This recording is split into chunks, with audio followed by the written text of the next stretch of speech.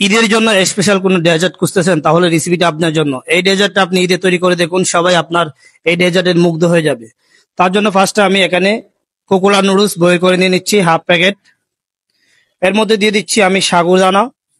আমি এখানে 100 গ্রাম সাগুদানা বয়েল করে ঠান্ডা করে নিয়ে নিচ্ছি। এখন আমি দিয়ে দিব এখানে কনডেক্স মিল্ক। আপনাদের বাসায় যদি কনডেক্স মিল্ক না থাকে, এটার পরিবর্তে গুঁড়া দুধ বা চিনি ইউজ করতে পারেন। আমি মনে করি কনডেক্স মিল্ক দিলে এই ডেজার্টের টেস্টটা অনেক বেশি আসে। আমি এখানে অর্ধেক কনডেক্স মিল্ক এখানে দিয়ে দিব, একটার অর্ধেক। অবশ্যই বাসায় ট্রাই করবেন, অনেক মজার একটা ডেজার্ট। আর আপনারা যারা রেগুলার আমার ভিডিও দেখেন, আমার একটা ইউটিউব চ্যানেল আছে জাভেদ কিচেন বিডি, সবাই একটু সাবস্ক্রাইব করে আমাকে সাপোর্ট করবেন।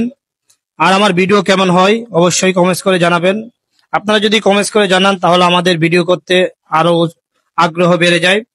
কনডেক্স মিল্ক আমি অর্ধেক দেওয়ার পর এখানে আমি কিছু ফল কেটে নিছি, পেঁপে, কলা, আপেল, আনার, আঙ্গুর। আপনারা চাইলে যে কোনো মিক্স ফ্রুট এখানে ইউজ করতে পারেন, কোনো সমস্যা হবে না, যেটা আপনাদের পছন্দ মতো। এরপর আমি সবগুলো ফ্রুটস এখানে নিয়ে নিচ্ছি। এখন আমি ভ্যানিলা আইসক্রিম দিয়ে দিচ্ছি। ভ্যানিলা আইসক্রিমটা একটু নর্মাল করে দিবেন, তাহলে আপনার মিক্স করতে সুবিধা হয়। এই ভ্যানিলা আইসক্রিমটা আমার নিজের হাতের বানানো। আপনারা চাইলে রেসিপিটা দেখে নিতে পারেন আমার পেজে। ভ্যানিলা আইসক্রিম কিভাবে তৈরি করবেন, চকলেট আইসক্রিম কিভাবে তৈরি করবেন, রেসিপি দেওয়া আছে, ওখান থেকে দেখে নিবেন।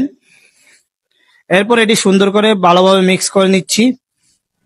দেখেন, দেখতেই কত লোভনীয় লাগতেছে, মনে হচ্ছে এখনই খেয়ে ফেলবো।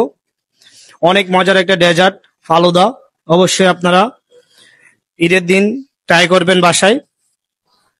এখন আমি মিক্স করে নিচ্ছি, তৈরি হয়ে গেছে আমার স্পেশাল ফালুদা। আপনিও চাইলে বাসায় ট্রাই করতে পারেন। আর এই ডেজার্টটা তৈরি করে আপনারা নর্মাল ফ্রিজে রেখে দিবেন আধা ঘন্টা। যদি আধা ঘন্টা পরে বের করে খান, তাহলে আরো টেস্টটা বৃদ্ধি পায় এখানে।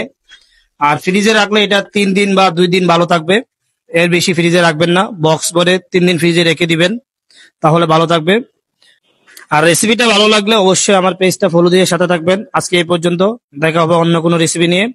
আল্লাহ হাফেজ, আসসালামু আলাইকুম, সবাই ভালো থাকবেন।